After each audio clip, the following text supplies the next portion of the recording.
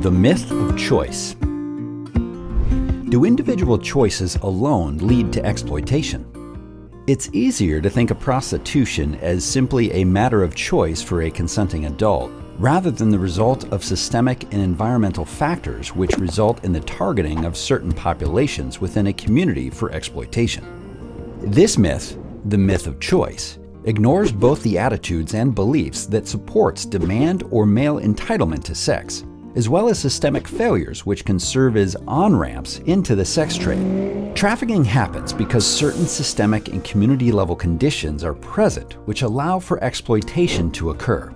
These conditions serve as on-ramps into exploitation, for which certain populations, often those in the community who are the most harmed or made the most vulnerable by these conditions, are also specifically targeted for exploitation.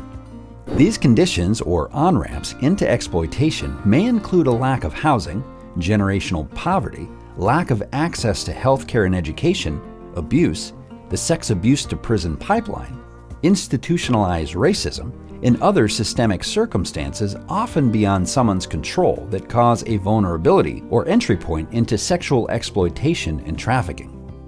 So, what can we do to prevent someone from winding up on the exploitation on-ramp?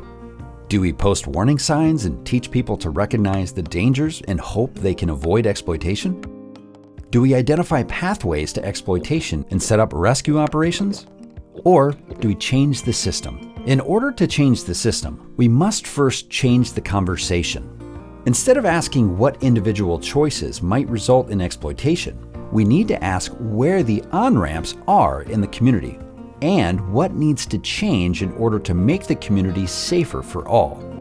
We are all connected, and we all have a role to play, personally and professionally, as individuals and at the agency level, to create safe communities free from on-ramps and where everyone can thrive and reach their full potential.